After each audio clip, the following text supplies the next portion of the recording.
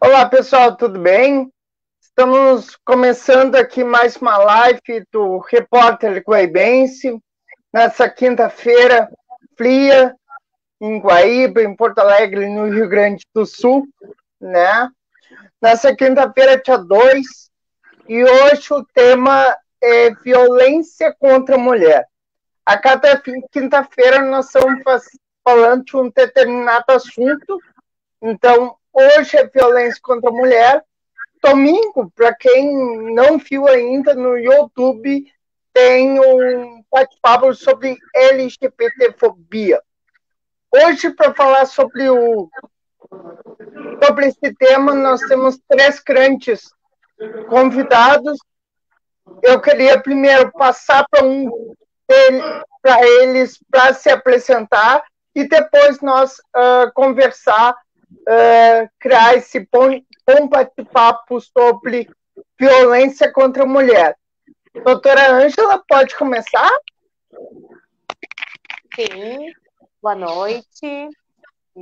Sou Ângela Lessa Bica, presidente do CODIM, Conselho de Direitos da Mulher de Guaíba. Agradeço, Pedro, pelo convite. Uma boa noite a Paula, Chu e o tenente Samoner. Vamos conversar. Tenente? Boa noite quem nos escuta, né? Quem nos assiste.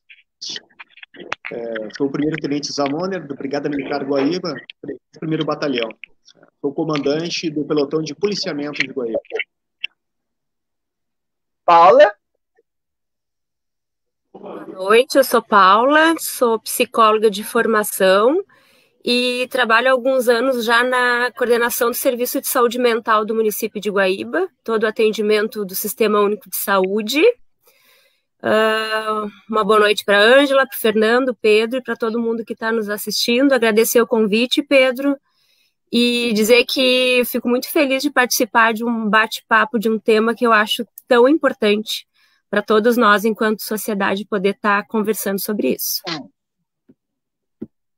Para começar nosso bate-papo, eu acho que nós temos que falar sobre isso, que é o caso que ocorreu na semana passada de uma mulher de 25 anos que foi morta pelo marido num posto aqui no município de Guaíba. Tá?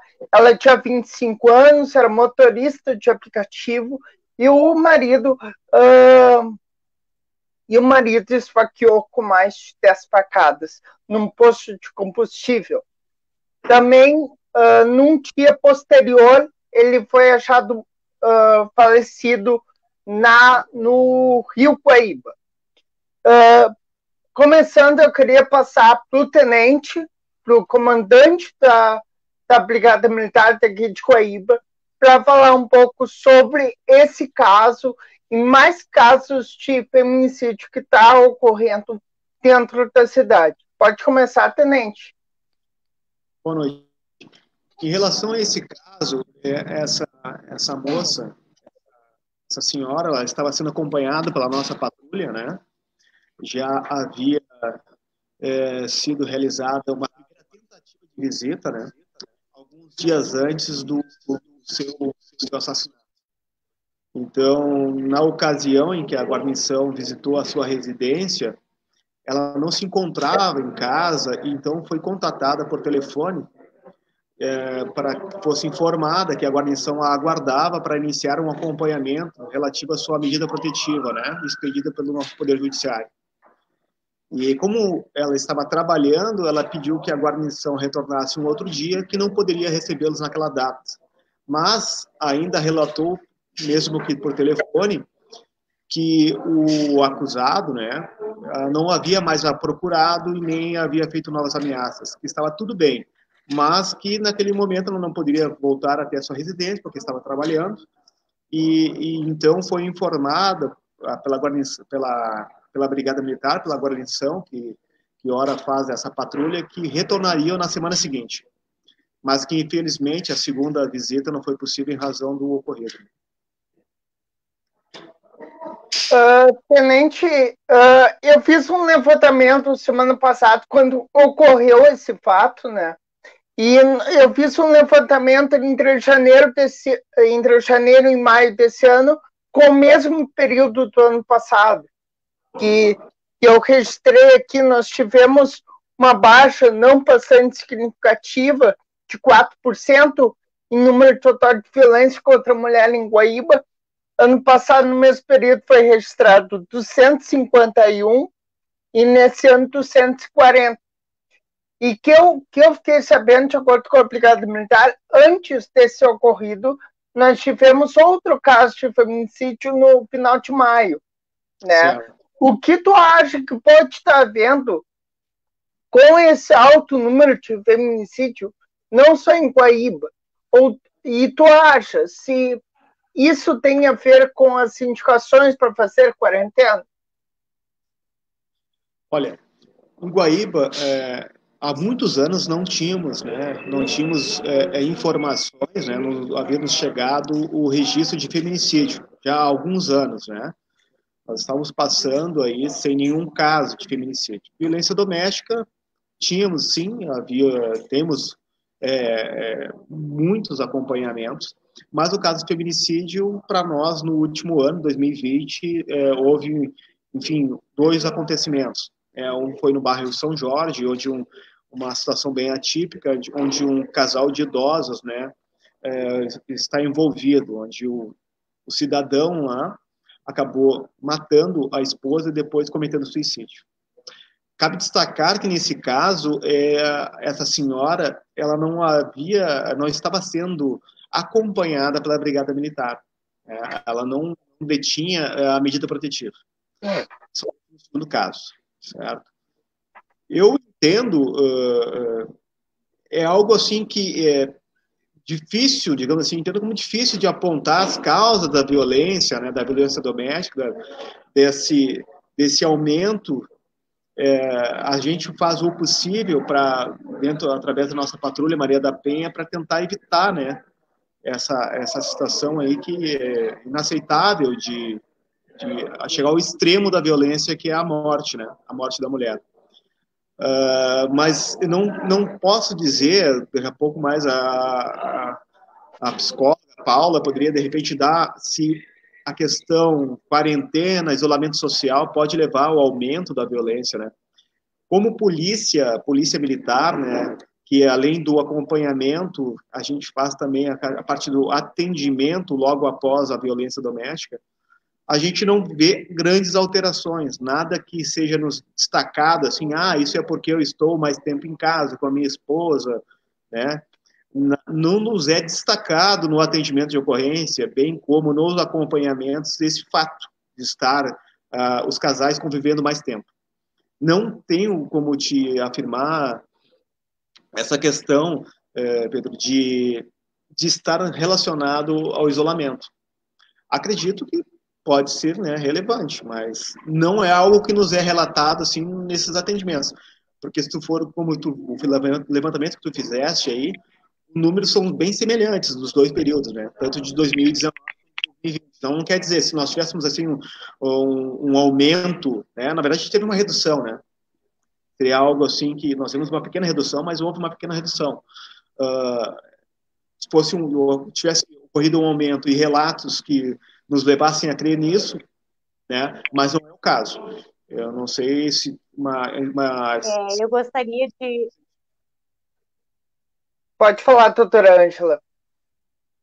Eu acredito que não houve função da defesa, porque nem todas as pessoas antes da vacina faziam o registro, nem todas as mulheres chegavam até a fazer o BO. Imagina, agora, com a dificuldade de sair de casa e com o agressor dentro de casa, muitas vezes a mulher fica isolada, sem comunicação, com certeza o Covid aumentou sim a violência diante de toda essa dificuldade que toda a família está passando, né, de privações, de convivência, e aí mesmo a questão financeira, né? Isso está tensionando muito os lares. E as mulheres, com certeza, que às vezes não podem sair de casa ou que não trabalham, ou porque não pode por causa do Covid, tem maior dificuldade de ir até a delegacia para fazer um BO. Eu, com certeza, tem muito mais casos que não estão aparecendo aí nesse registro. Com certeza. No caso, eu poderia acrescentar, os casos que chegam até a Brigada Militar, certo? Eles se dão através de denúncias anônimas, através do 190, por parte de terceiros, né? Seriam denúncias anônimas, ou até mesmo por parte das vítimas. Então, o registro na delegacia não compete à Brigada Militar, no caso, apurar, e sim à Polícia Civil, né? Porque é um procedimento investigatório.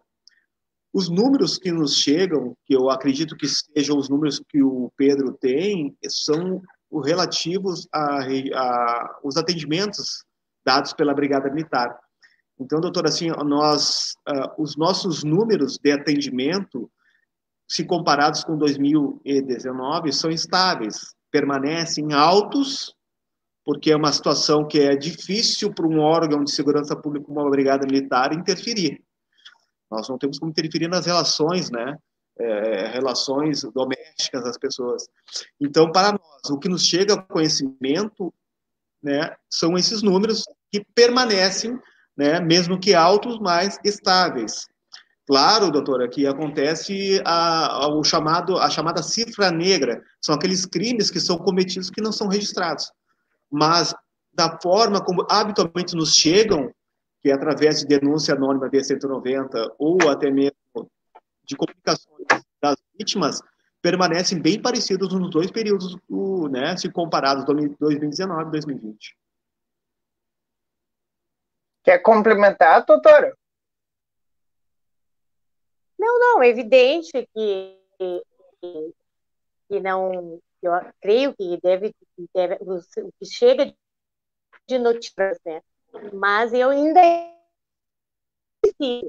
com certeza as mulheres às vezes nem acesso ao que estão tendo.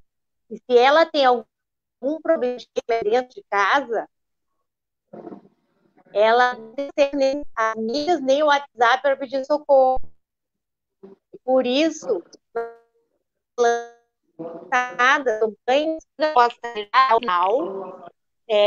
que alguém vá até elas. Infelizmente, assim, oi? Doutora, tá com problema da internet um pouquinho, não conseguimos entender um pouquinho. Não sei se é só eu. Está falhando bastante, né, a internet dela. Eu disse, agora estão ouvindo? Não consegui entender. A minha internet é ruim.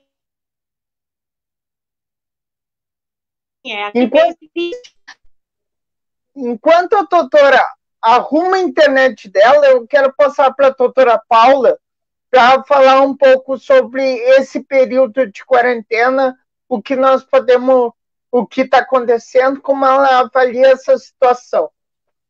Pode falar, doutora Paula.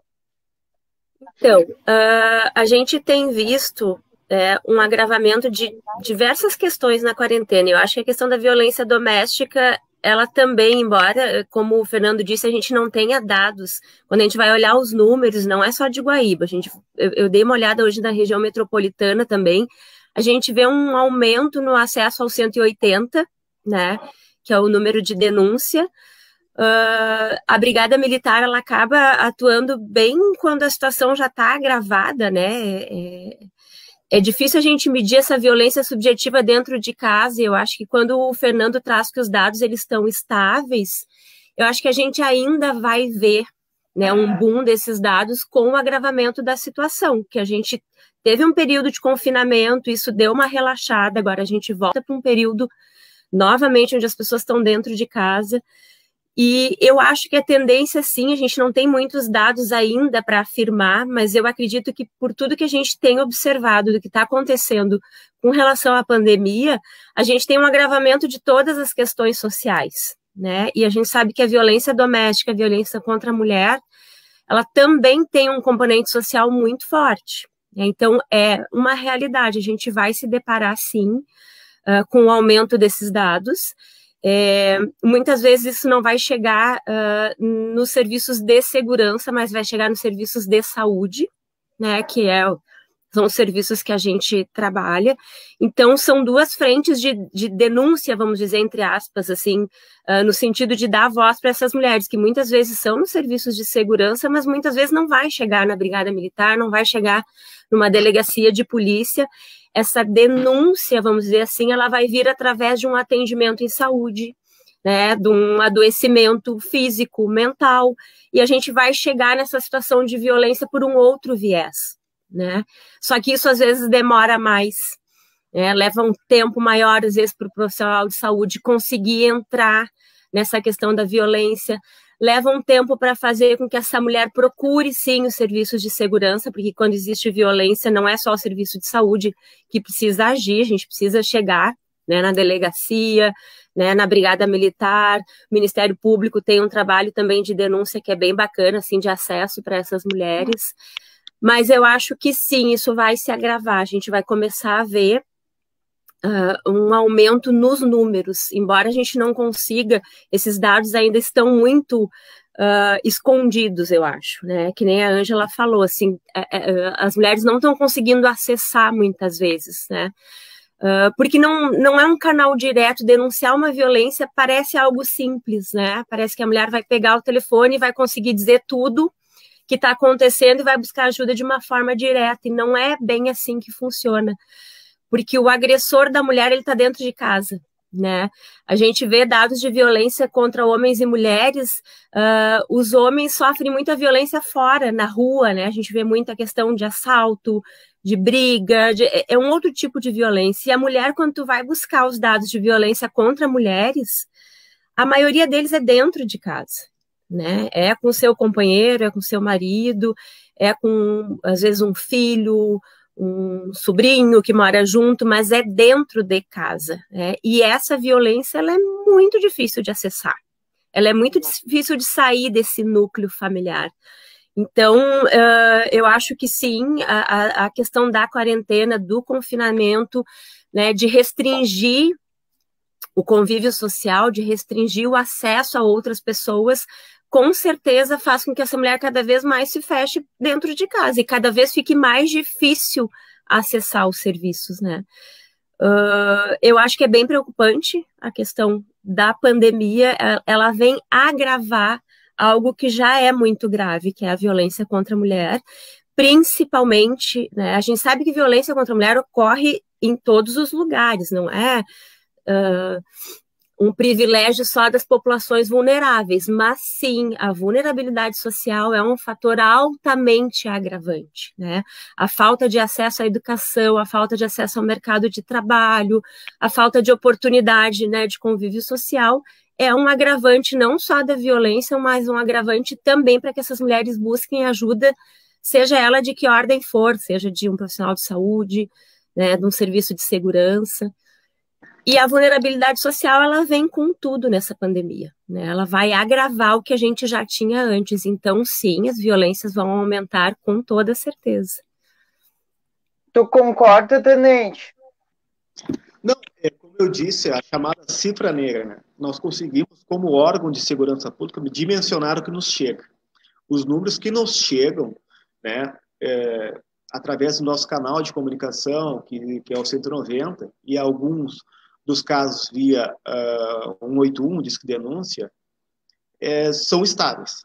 Não quero dizer, como eu disse, a chamada cifra negra. Existem mulheres que estão sendo vítimas de violência nesse momento que não se sentem seguras ou confortáveis em levar essa situação, seja ela para um órgão de segurança pública ou até mesmo para uma amiga.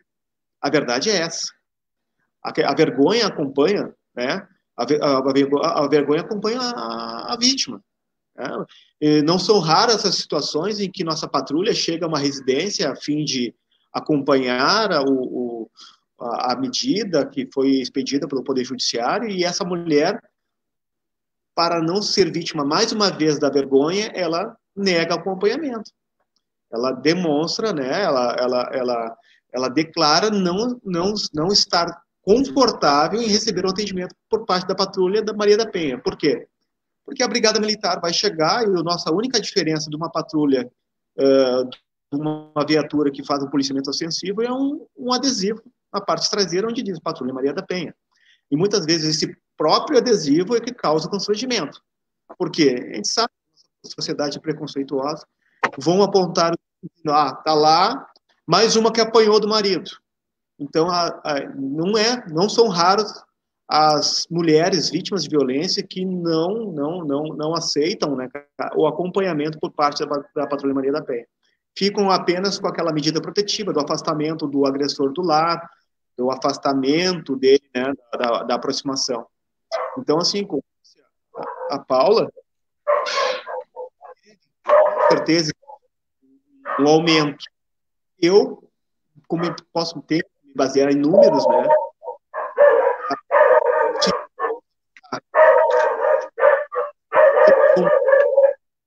feito na parte geral de segurança pública aí, em que temos o casos de roubo, furtos, uma diminuição, né, em razão da pandemia, pela diminuição de circulação de pessoas e próprio mesmo, né, de dinheiro. Mas no caso da patrulha, no caso da violência doméstica, isso é algo bem atípico, diferente da rotina habitual das pessoas de estarem mais expostas à violência, porque no caso do roubo, muitas vezes a pessoa está ali num local vulnerável, como uma parada de ônibus, num horário que se faz, no caso assim, pela questão da oportunidade, o vagabundo, o marginal, né? Desculpe o termo, o marginal, ali o delinquente, em razão de horário local, acaba fazendo aquela pessoa vítima, né? Pela circunstâncias de local e hora. E a mesma coisa, de certa forma, se aplica à mulher. Se a mulher é vítima de violência por parte do marido, ou não vinha sendo, às vezes por falta de oportunidade, por falta de convivência, por falta do problema, né? Então, é difícil para nós, como instituição de segurança pública, né, dimensionar o quanto aumentou. Os números que nos chegam são estáveis. Mas concordo. Eu entendo a sua colocação, mas assim, eu, enquanto presidente do conselho, e as mulheres, independente se elas estão sofrendo ou se elas estão fazendo o registro, isso está acontecendo. Muito bem. A questão da vergonha é uma coisa que a Paula pode me ajudar, que é a questão da culpa. Porque a mulher sempre quer proteger a família. E muitas vezes as mulheres se expõem e chega brigada na frente, pode se sentir culpada por expor a pessoa que ela amou, que ela escolheu para companheiro, para ter e tal. Mas nós, enquanto instituições que vamos fazer esse atendimento da rede, nós precisamos falar mais disso para a mulher ter coragem e não achar que a culpa é dela. Isso é um problema muito sério, né, Paula? Que a mulher sempre se culpa, porque o marido é agressivo, porque o filho está indo mal na escola, ou porque gastou muita luz na casa, porque ela sempre vai ouvir que a culpa é dela, que não apagou a luz, porque a água e tal.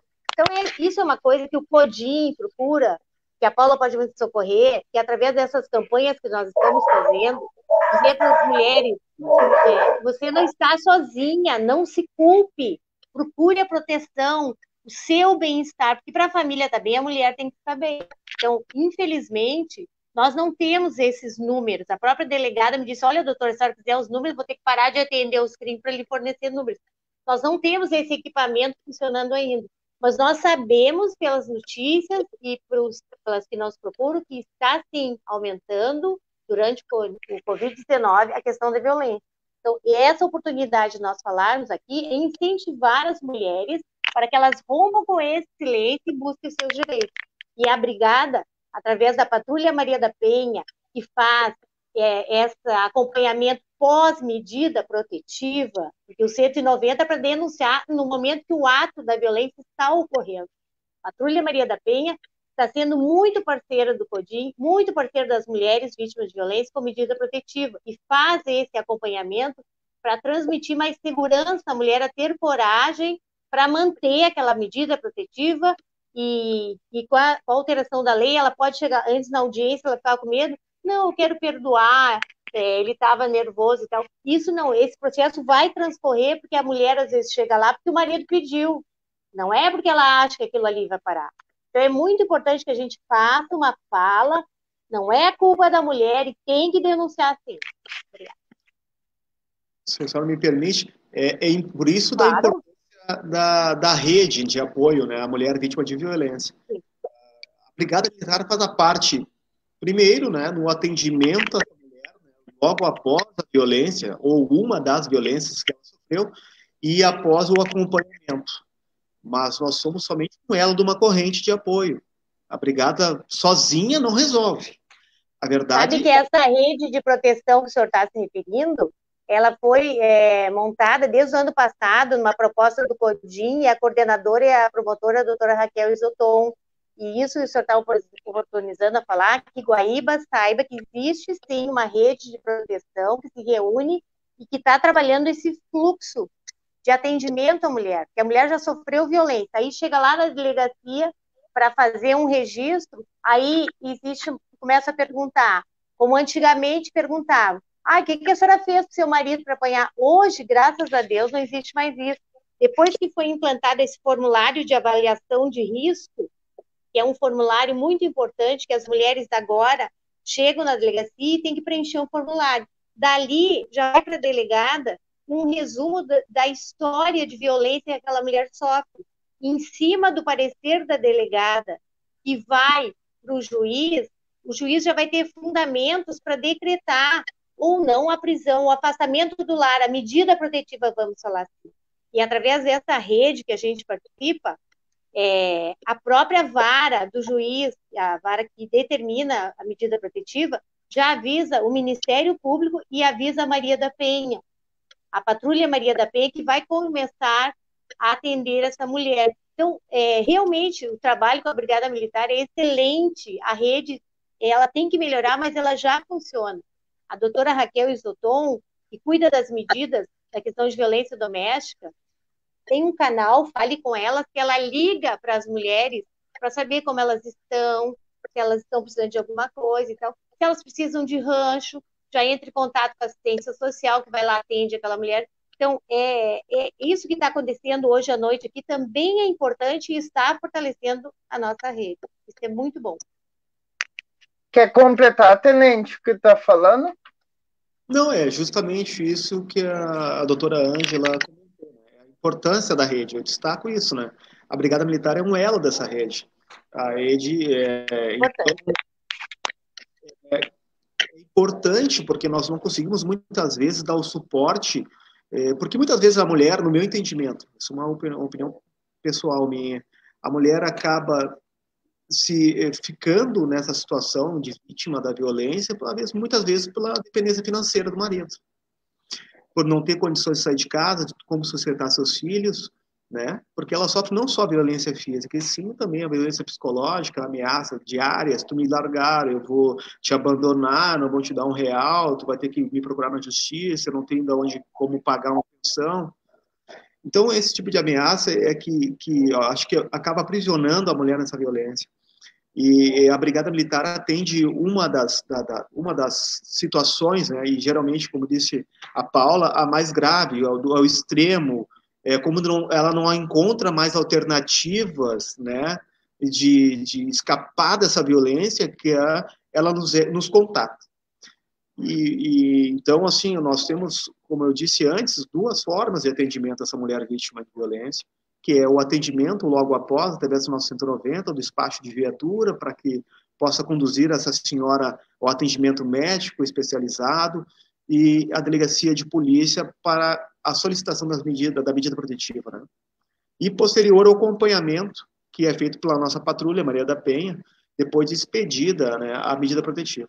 Esse acompanhamento, ele se dá para conhecimento das mulheres que porventura tenham amigas que são vítimas ou são vítimas de violência. Esse acompanhamento no padrão, ele se dá por 3 meses. E agora, com a pandemia, ele foi ainda estendido para 4 meses. Então, essas mulheres, elas são acompanhadas pela nossa patrulha por 4 meses, né? E de acordo com a gravidade da violência, da situação que ela se encontra, é feito o intervalo dos atendimentos, né? Então, ele pode ser de 1, 2, até 3 vezes por semana. A nossa dificuldade é justamente a quantidade de pessoas, né? A quantidade de vítimas. O nosso atendimento só não é mais qualificado em razão do número de medidas protetivas que nós acompanhamos. Doutora Paula, tu quer complementar alguma coisa? Eu queria falar, eu acho que a gente falou bastante a questão da culpa, né? E acho que violência contra a mulher é um tema tão complexo, né? E ele está diretamente ligado com a forma como a sociedade se organiza também, né? O papel da mulher, né? O quanto a gente vem, né? Nós, enquanto mulheres, viemos, né? Geração após geração, tentando ocupar um espaço, né? De igualdade, né? E a violência contra a mulher tem muito essa culpa da mulher de conseguir sair desse ciclo de violência. Tem muito uma dependência financeira, sim, acho que o Fernando falou muito bem isso é uma realidade, né? E é muito difícil quando tu atende uma mulher vítima de violência e tu quer empoderar ela, tu quer fazer com que ela rompa esse ciclo, mas tu não tem alternativas financeiras, práticas, né? Onde é que ela vai morar, quem é que vai sustentar os filhos, né? Como é que está no mercado de trabalho o espaço para a mulher, né? Que a gente luta tanto por uma igualdade no mercado de trabalho. Então, existe uma dependência financeira, uma dependência emocional muito grande, e eu insisto muito na dependência financeira também, embora eu sou psicóloga, eu sei da dependência emocional que existe, é uma realidade também, mas eu acho que quando existe, né, uma possibilidade de igualdade numa relação, homem e mulher, e a gente vê isso muito, né, quando os dois têm uma possibilidade de vida semelhante, né, essa dependência financeira ela não tem esse peso grande, então sim, as violências elas têm um espaço menor, né, e quando a gente fala de violência, não é uma violência só física, é uma violência emocional, né, uma violência de poder de um sobre o outro, né? Então, por que é tão importante a gente lutar por igualdade, né, no mundo, para essas gerações que estão vindo cada vez mais com isso muito claro, né? A gente vê as meninas dessa geração nova, essa gurizada aí, né, de 18, 19, 20 e poucos anos, elas têm uma outra postura diante do mundo, né? Elas botam a boca no trombone mesmo, elas denunciam, né? Elas denunciam o assédio em rede social, elas denunciam, né, o machismo em diferentes situações. Então, por que a gente fala tanto desse empoderamento feminino? Porque é a partir disso que a violência vai diminuir, né? Hoje a gente tem uma violência muitas vezes instituída que precisa dos órgãos de segurança, e aí a gente fala de uma violência que já existe, né? E como é que a gente lida com essa violência que já existe, que rede é essa, que nem a Ângela disse, que a gente precisa construir essa rede de apoio, né? Serviços de saúde, de segurança, o apoio social, para dar apoio para essa mulher, mas também a política pública voltada para evitar que essa violência aconteça. E aí que a gente fala de algo muito mais complexo e muito maior, né? Porque é o envolvimento da sociedade como um todo, né? É tu oferecer espaço de igualdade, sim, para que essas mulheres não tenham dependência econômica, que elas encontrem, né, o mercado de trabalho, que elas possam ter o seu sustento, que elas possam ter acesso à educação, porque a gente sabe que a educação é libertadora, né? Quando a gente vai ver dados sobre igualdade de gênero no mundo, aonde a gente encontra maior igualdade de gênero são os países de primeiro mundo, né? É Suécia, Noruega. Por quê? Né? É onde tem acesso à educação, onde tem uma política pública, né, que alcança as mulheres. Eu falo como mulher, né? Eu sou uma profissional, mas eu também sou uma mulher. Eu sei o que é ser mulher na sociedade que a gente vive. E nós estamos muito longe de uma igualdade, muito longe. A gente avançou, né? Temos espaço, mas ainda é muito longe a igualdade que a gente busca, muito, muito longe. Só quem é mulher sabe o que é ser mulher na sociedade, né?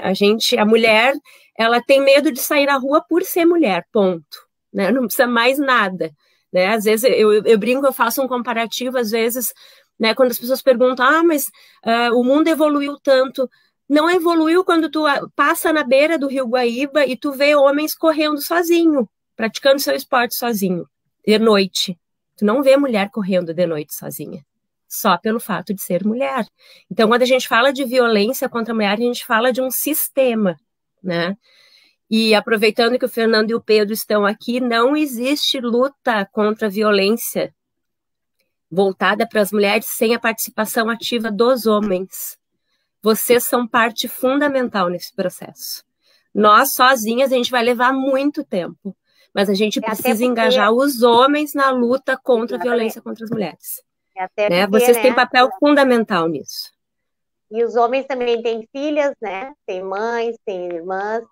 Eu até gostaria de aproveitar um gancho disso que a Paula falou, que é muito certo, que a Lei Maria da Penha não é sempre... A maioria das famílias brasileiras são chefes de família as mulheres. E ali se enquadra, na Lei Maria da Penha, todas as pessoas que estão vivendo naquele ciclo familiar, vó, filho, primo, sobrinho, como a Paula falou. E também abrange a questão das trans, das LGBT, né? E nós, do Conselho, temos uma representatividade, através da Pete Barbosa, que muito bem representa a igualdade. Ela está aqui perguntando. Eu sabia. E a Pete, vou falar agora. Gostaria que falassem nas mulheres travestis. Foi essa a pergunta, Pete. Ótimo.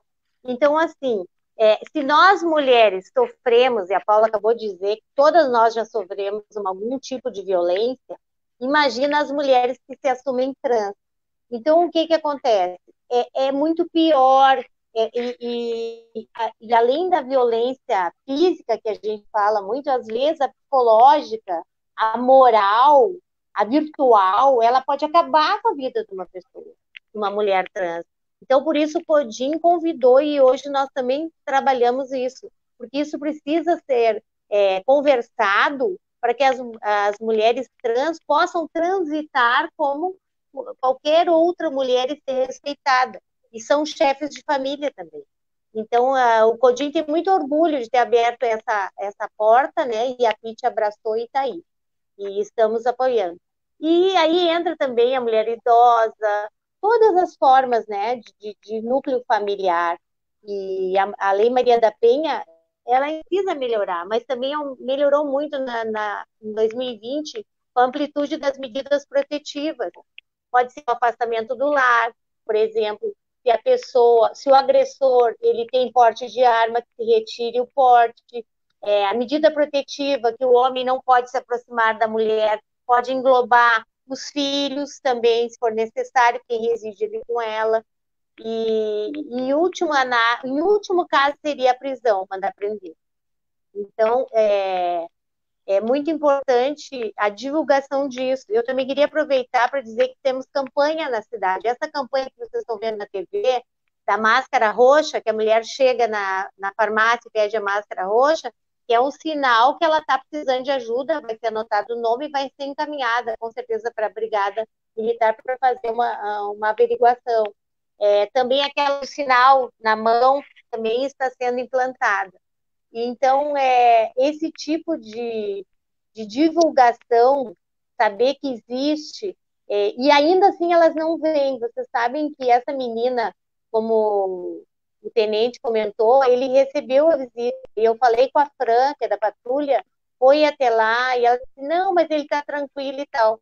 Aí começaram, mas não adianta essa medida protetiva, né? Por que a brigada não estava lá? Por que o CODIM não fez nada?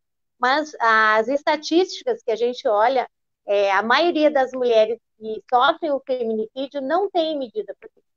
Então, a medida protetiva, ainda que não seja 100% eficaz, ela, de certa forma, ainda protege as mulheres. Então, vamos ter coragem, vamos denunciar, vamos buscar essa medida protetiva. Em entrevista, eu falei semana passada, quando teve esse caso com a delegada, e ela me disse essa frase que a Lei Maria da Penha é protetiva, mas não milagrosa. Ela me falou essa frase, exatamente essa frase. Eu queria trazer outros números aqui que eu fiz no levantamento de acordo com dados da Secretaria Estadual de Saúde, de Segurança Pública, desculpa. O caso no mesmo período, de janeiro a maio desse ano, comparado ao mesmo período do ano passado.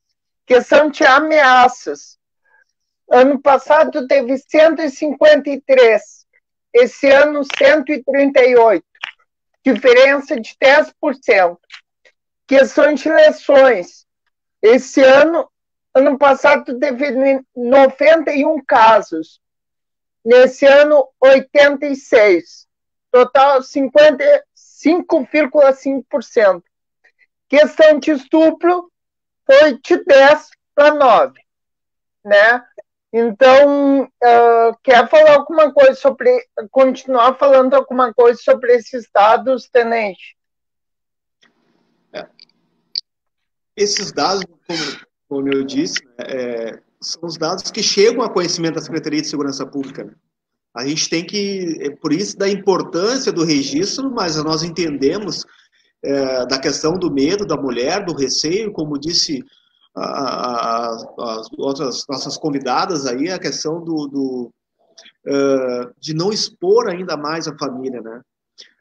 Então, a gente pode perceber, Pedro, que pelos teus dados, que os dados continuam estáveis, mas elevados.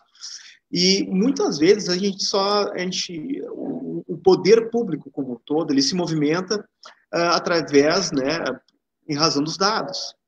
Por isso que muitas vezes as pessoas dizem assim, na minha rua acontece muito roubo e a Brigada Militar não atua. É que às vezes as vítimas do roubo naquela localidade não registram, por não acreditarem no sistema. Só que aí nós chamamos a chamada, que eu volto a falar na chamada cifra negra. Se nós não temos um problema instalado, não há como combater, não temos notícias daquele problema para que o poder público, não só a Brigada Militar, mas como um todo, a rede de saúde ou os próprios conselhos possam trabalhar no combate, né? No combate àquela anormalidade.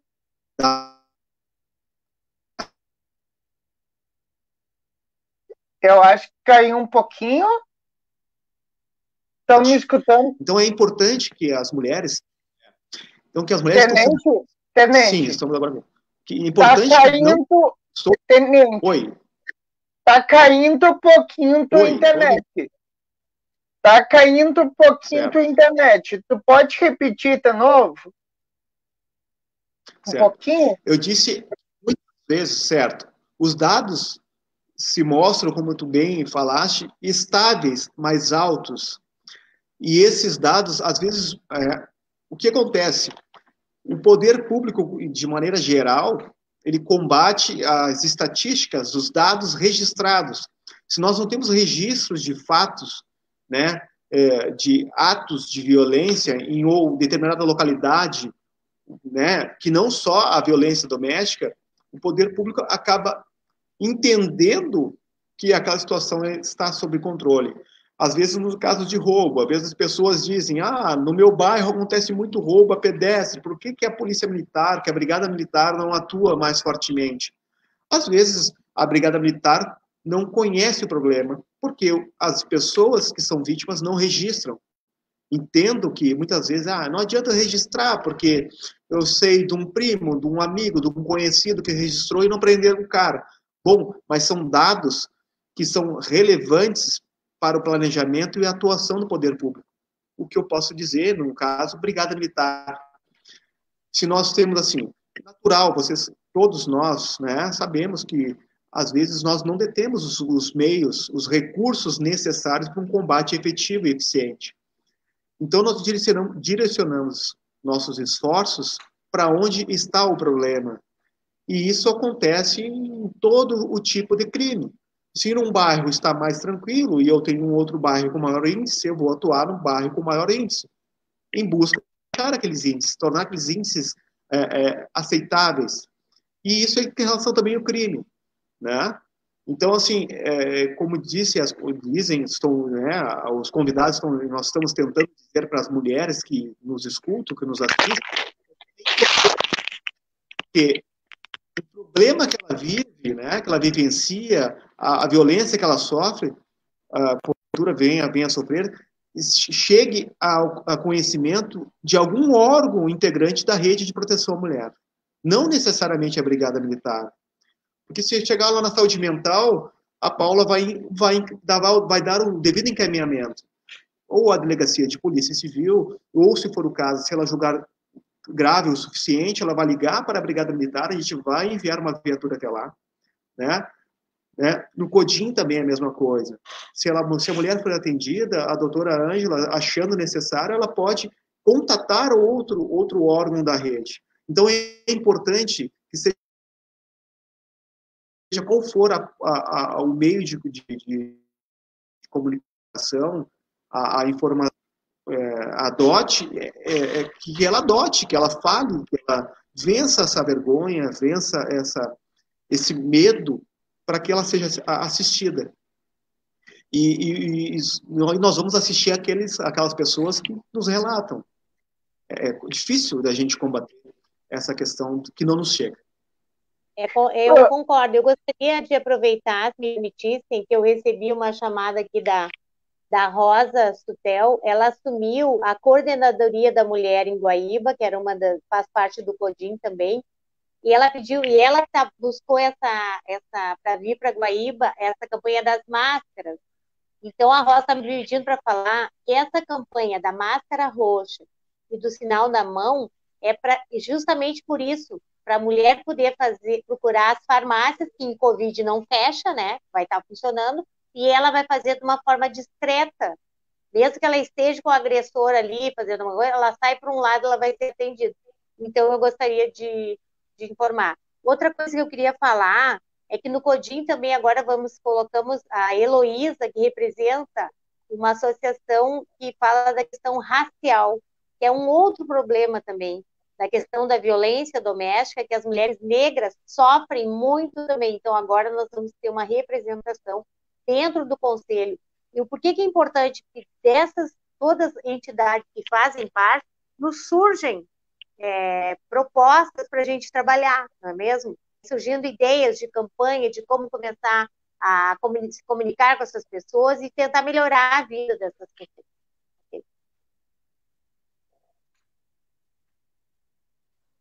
Pedro, eu queria só complementar um pouquinho, falar sobre dados, que eu acho que o Fernando falou dos dados da Brigada Militar, a Ângela estava falando do papel do CODIM ali. Só para falar para vocês, assim, esclarecer para quem está assistindo também como é que funciona, né, um serviço de saúde, não só de saúde mental, mas qualquer serviço de saúde, quando uma mulher vítima de violência acessa esse serviço, né? Então, a gente tem um formulário de notificação compulsória, que a gente chama, né, que qualquer profissional de saúde que atender uma mulher e essa mulher relata ser vítima de violência, a gente tem um formulário de notificação compulsória, né? Ou seja, nós somos obrigados a informar em termos epidemiológicos, né? Mas nós não somos obrigados a encaminhar para nenhum órgão de segurança. O que a gente faz? A gente sensibiliza essa mulher para que ela procure. Então, a gente tenta fazer com que, a partir do relato dela, a gente consiga dar o suporte emocional naquele momento e oferecer todas as possibilidades para ela, né, da rede, seja Brigada Militar, seja Polícia Civil. A gente orienta muito com relação ao Conselho da Mulher também, para que elas procurem. Mas nós, profissionais de saúde, a gente não faz nenhum tipo de comunicação direta, né? A gente tenta fazer e dar condições para que essa mulher rompa esse ciclo de violência. Muitas vezes isso não acontece na primeira vez que ela procura o serviço, né? A gente cria vínculo, ela vai sendo atendida, ela vai buscando os espaços de saúde, e isso às vezes leva um tempo até que ela busque. É diferente de quando acontece uma violência contra uma criança ou um adolescente, que aí sim, né, o serviço de saúde ele é obrigado, por lei, a notificar os órgãos de proteção. Violência contra a mulher não é assim que funciona, né? A não ser que tenha um risco, claro, né, de vida ou algo assim que seja maior e que o profissional, então, seja obrigado, que a gente diz, a romper o seu sigilo profissional. Salvo isso, né, quando não há risco de vida iminente naquele momento, a gente segue o atendimento e buscando com que essa mulher, então, tenha condições de acessar os serviços de proteção, né? Eu falo isso porque muitas vezes as mulheres procuram serviços de saúde e naquele momento elas não querem fazer nenhum tipo de denúncia, né? E elas precisam se sentir seguras naquele espaço, de que é um espaço de sigilo, que é um espaço de confiança, que elas vão poder trazer essa situação de violência, e nós, enquanto profissionais de saúde, vamos trabalhar para que ela chegue no momento da denúncia, né? E isso dando todas as condições, tentando, né, buscar apoio familiar, apoio da rede, mas sempre através da mulher, né, da decisão dela, né, de que ela se sinta em condições de fazer esse movimento. Acho importante deixar clara essa diferença para que as pessoas se sintam seguras também em procurar o serviço de saúde, sabendo que lá, sim, existe um sigilo das informações, né, e que a gente vai agir junto com elas e não por elas, né, que eu acho que tem uma diferença bem grande nisso, assim. E que, sim, esses dados são importantes, como o Fernando falou, para construção de políticas públicas, né? Assim como a Brigada Militar precisa de dados, né, para ter mais recurso, para ter maior efetivo, né, para poder montar sua estratégia de logística onde vai atuar mais, os serviços de saúde da mesma forma. A gente notifica porque esses dados precisam aparecer para que o município seja contemplado com recursos, com políticas públicas que façam a diferença na vida dessas mulheres, né? Então é muito importante a notificação dos profissionais de saúde também, mesmo que ela não seja uma notificação direta para os serviços de segurança, mas como dados epidemiológicos, isso é muito importante que apareça. Mas também, como o Tenente Fernando falou, pode haver uma denúncia anônima. Olha, eu estou aqui na minha casa, eu estou ouvindo os gritos da minha vizinha, alguém está apanhando, sei lá, alguma coisa assim, e não vai ser identificado. Pode ficar tranquilo e você pode estar salvando uma vida. É muito importante, não se cale, denuncie. Eu estou fazendo meu papel de codinha aqui. Mas isso é que é legal, né, Ângela? Porque nós três aqui, a gente trabalha com a mesma temática, mas cada um tem um papel nessa rede, né? E isso é importante também que as pessoas entendam o papel de cada um nesse processo, e que é tão importante quanto a equipe do Fernando que vai lá atender, né, essa violência na hora, o papel de um profissional de saúde que vai saber a hora de conduzir, que vai acolher essa mulher, criar um vínculo para que ela não fuja, né, que ela fique ali, o papel do conselho garantindo direitos, articulando a política pública, tensionando, né, a gestão do município, do estado, para que as políticas, né, realmente aconteçam. Então, são papéis diferentes, mas que estão articulados nessa rede de cuidado, né? Como bem disse a Ângela, pessoal, não necessariamente a vítima, né, pode, né, só ela denunciar. O vizinho, muitas vezes uma vizinha está escutando ali a amiga, a vizinha sendo vítima de violência, pode solicitar via 190 que uma viatura vá até lá. É garantido o sigilo. Às vezes pode a pessoa que denunciou dizer, mas a brigada esteve aqui, chamou, conversou e foi embora, nada fez. Bom, mas às vezes essa visita, né, não esperada pode solucionar um agravamento, né? Pode estancar um agravamento. Ó, alguém escutou, alguém denunciou, e aí o agressor, né, vê que não ficou impune, né? Mesmo que tenha sido somente uma visita cordial por parte dos policiais militares, dizendo que estava tudo bem, que receberam uma denúncia anônima acerca de violência. Então, é importante a participação de todos, como disse a Paula anteriormente, a sociedade tem que participar, não é o problema do outro, né? Muitas vezes as pessoas presenciam crimes, violências, e não denunciam porque não é com ele. Não é comigo, não é com o vizinho, é com um desconhecido, não quer se envolver, não quer participar, mas essa participação não quer se identificar, ou mesmo que identifique, pede para que o nosso atendente, nosso radiooperador, não o identifique por ocasião do atendimento de ocorrência, vai ser feito. É respeitado o sigilo, não tenham medo dessa situação. Só que precisa da participação de todos. Se vocês têm não só a questão da violência, mas algum ato criminoso acontecendo no seu bairro, acontecendo na sua rua, ligue, contatem a Brigada Militar, denunciem de forma anônima. Nós com certeza daremos atenção. Pode não ser aquela digamos assim, aquele resultado que às vezes as pessoas são muito imediatistas, né? Que querem a solução logo do problema, mas nós, como polícia, nós tratamos muitas vezes o cometimento do crime ou a prática criminosa como peças de um quebra-cabeça. Às vezes a informação que nos é dada por uma pessoa complementa a de outra e a solução do problema pode estar logo ali à frente, né? Às vezes não é imediato, né? Não é imediato porque nos falta algum dado e nós lidamos no limite da lei, né? Às vezes a pessoa acha que a polícia militar pode fazer tudo, né? Nós podemos fazer tudo dentro do limite da lei, né? E como bem disse a Paula, nós temos limitações, né? Nós temos obrigações e elas são limitadas em lei. Tá, pessoal? Aí depois, antes de terminar, eu gostaria só de lançar alguns dados relativos ao nosso atendimento da nossa patrulha. Sim, sim. Só primeiro tem uma pergunta para vocês, eu vou passar aqui, vocês podem responder.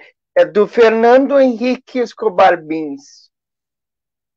Em 2019 foi feita a proposta que obrigava os profissionais de saúde a registrar no prontuário médico da paciente e comunicar à polícia indícios de violência contra a mulher. O projeto de lei foi aprovado em setembro de 2019 pelos deputados. Poderiam aportar essa questão? Alguém quer falar alguma coisa?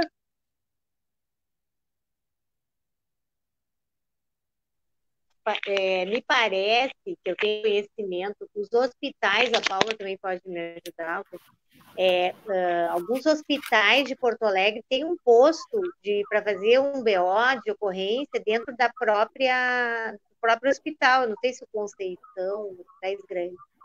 E, então, quando é percebido isso, eu acredito que as mulheres já estão alertadas, orientadas, já dizendo para que ela dali já possa fazer esse registro.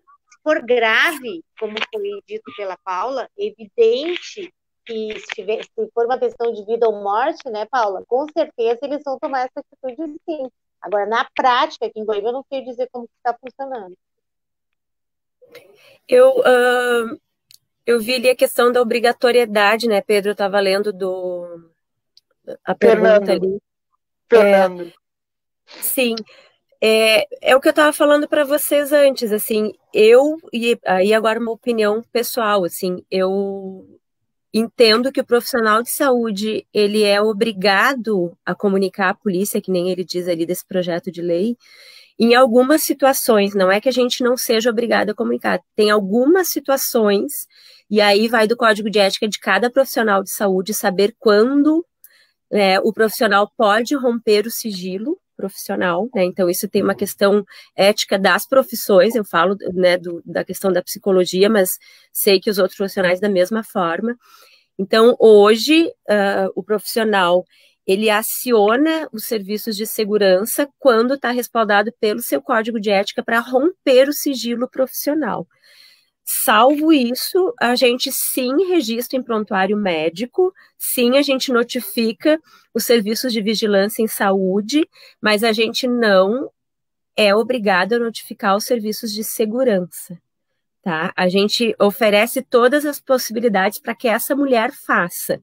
Oferece o telefone do serviço, dá todos os caminhos para que ela faça naquele momento, mas é ela quem deve fazer, né? E a gente só faz involuntariamente quando o código de ética profissional contemplar isso. E aí, né, resumindo, é quando oferece risco de vida claro, né, para si ou para outra pessoa. Quer complementar, tenente? Não, para nós, na verdade, a gente atua, independente da fonte de comunicação do crime, a gente vai atuar, seja ela pelo órgão de saúde, ou seja pela uma denúncia anônima de um familiar ou até mesmo da vítima.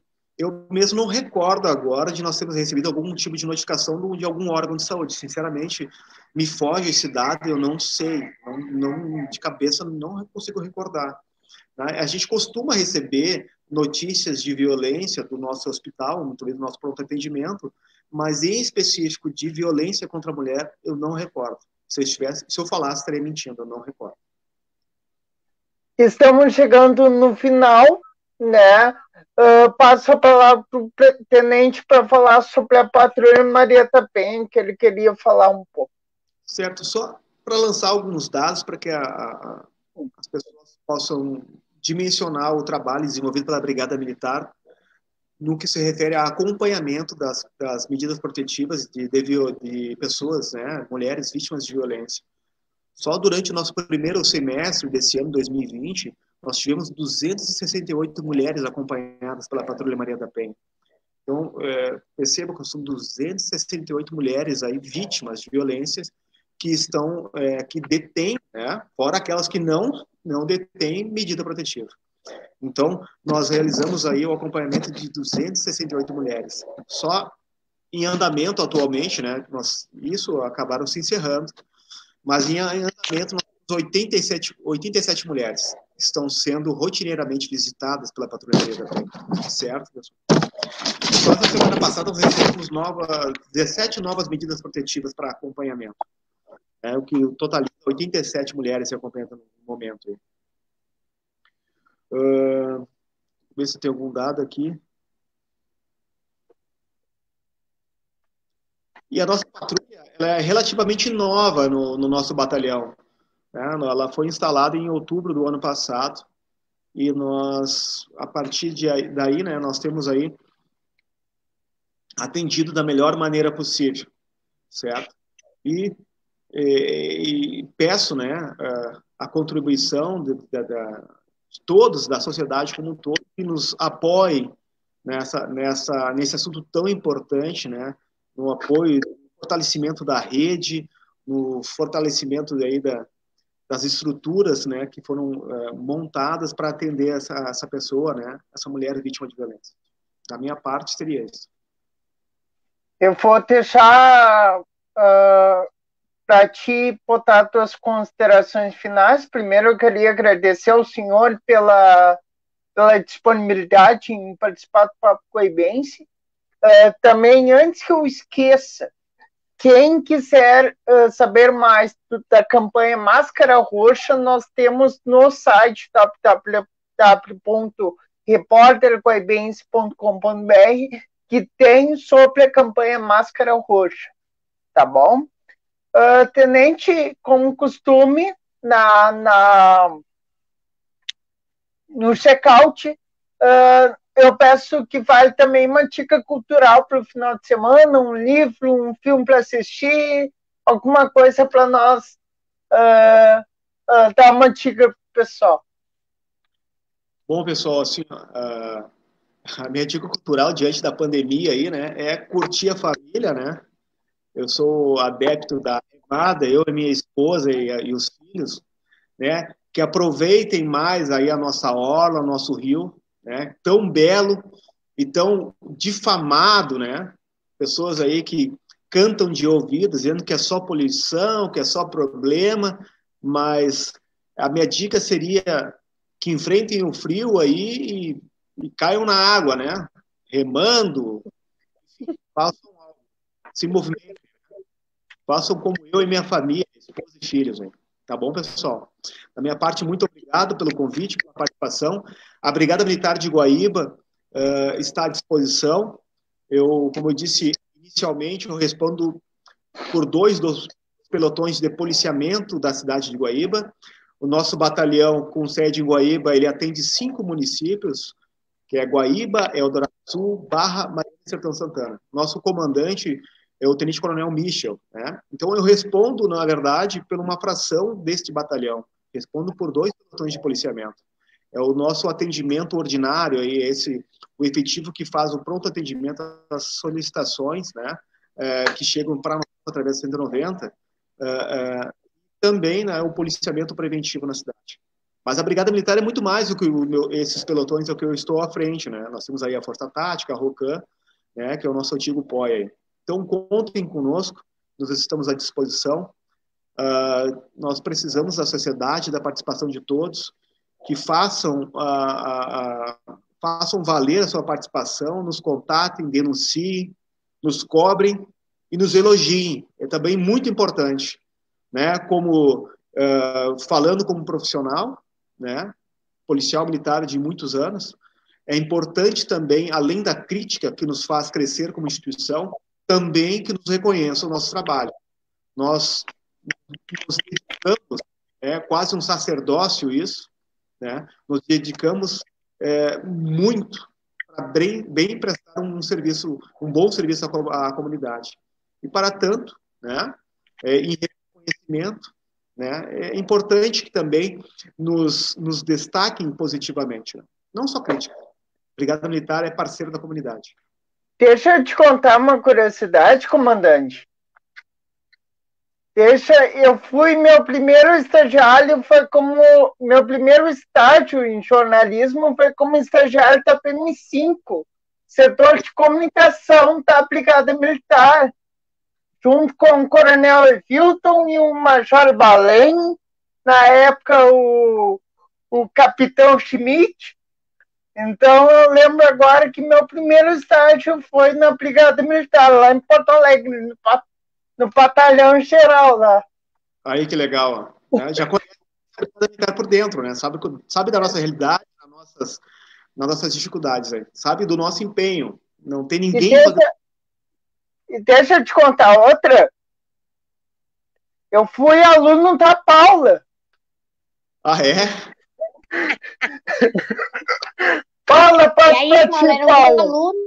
Ah, eu sabia que ia chegar a esse ponto da conversa, Pedro. Eu tinha certeza que ele ia me entregar.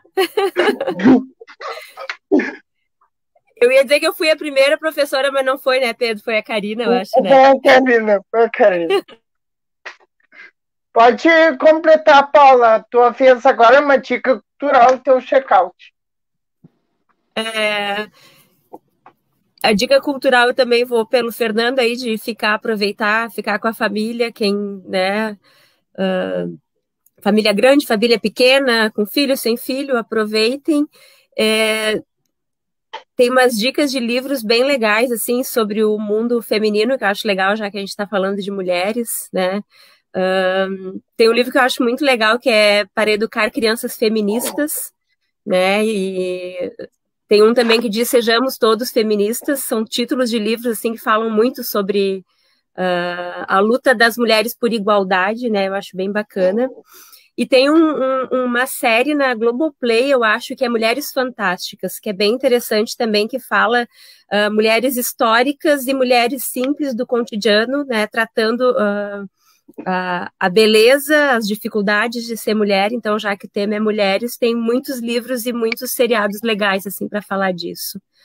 Agradecer, Pedro, o teu convite, agradecer a Ângela, Fernando, parabenizar o trabalho de vocês, cada um, né, na sua linha de atuação ali. Vou fazer que nem o Fernando também, vou falar um pouco dos profissionais de saúde que, nesse momento, né, além de tudo, ainda estão na linha de frente para combater essa pandemia, e meus colegas, né, que trabalham na área de saúde mental. A gente tem visto um agravamento de todo o sofrimento, né, da população como um todo. Então, pedir também o apoio da população, né, fiquem em casa, né, em nome das equipes de segurança, das equipes de saúde, das pessoas que estão na linha de frente. Quem pode, não é hora de estar na rua, não é hora de fazer festa, é hora de ficar em casa, a gente se cuidar, né, cuidar da nossa saúde mental, achar coisas para se distrair, livros, filmes, família, praticar um esporte, mesmo que seja dentro de casa,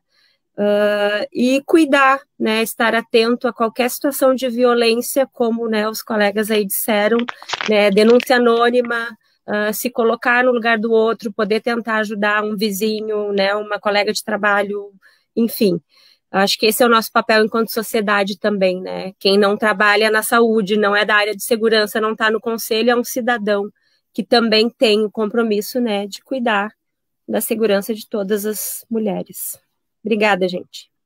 Obrigado, Paula. Ângela, sua vez. Eu queria dizer também que a gente colocou no conselho o gabinete da primeira-dama, que é importante para que as coisas aconteçam, né?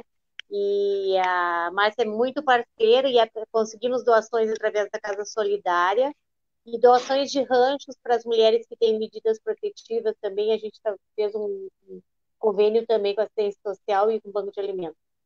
Eu queria dizer, se tem uma coisa que funciona bem em Guaíba, é a Brigada Militar, gente, sabe? Ó, meus parabéns, eu posso, às vezes, estar questionando coisas, mas funciona muito bem.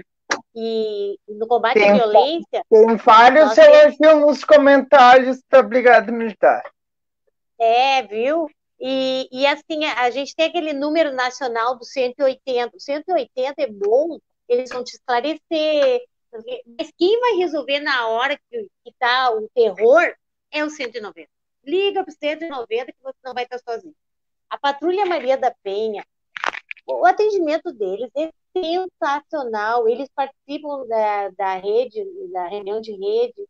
Eu só sei o nome da Fran, tem uma outra loira e tem mais os meninos que vão, que eu não recordo o nome agora. Mas estão de parabéns, estão preparados com o acolhimento de uma mulher vulnerável. É fantástico, é fantástico. Parabéns, viu? Parabéns, Tenente Fernando. Desculpe se algumas horas nós discordamos, talvez, mas é o crescimento para a gente aprender junto, né? E a Paula já é nossa parceira, amiga, né? E breve já vamos depois fazer um fluxo junto.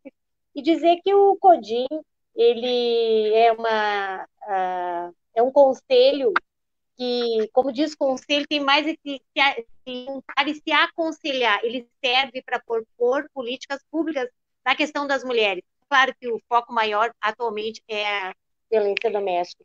E agradecemos, nós temos muitas coisas que funcionam bem em Guaíba, com a nossa coordenadora de rede, a doutora Raquel Isoton, que a gente é muito grata. Bom, mas enfim, agradecer a todos que estão aí, a Pete... cultural. Não esquece da dica. Não, eu tenho já dica muito boa para dar. A Pete é a nossa conselheira provocante, né? Ela faz a gente se movimentar. Muito obrigada. A minha dica cultural é assistam, alguns já devem, acho que a Paula já deve ter visto. Netflix, coisa mais linda. Década de 50 no Brasil, Rio de Janeiro, o que essas mulheres passavam naquela época. Inclusive morriam, e nem existia o feminicídio. É uma dica boa, tem 1 e 2. E fora a qualidade da música, é muito bom. Só agradecer, Pedro. E tenha mais encontros, porque a gente não falou tudo, né, gente? Tem muito mais coisas pra gente falar. Agradeço. Minha dica cultural é o melhor poeta que tem no Brasil hoje, é o livro Poesia que Transforma, do Paulo Bessa, né? E que eu tenho. E aqui está um trecho. Herói sou eu, é você, é essa gente do bem que peleja todo dia para se salvar também. Então, com isso, eu termino essa live, agradeço vocês três e aos telespectadores. Até quinta-feira que vem, às 19 horas. Muito obrigado. Boa noite. Valeu. Acho. Valeu,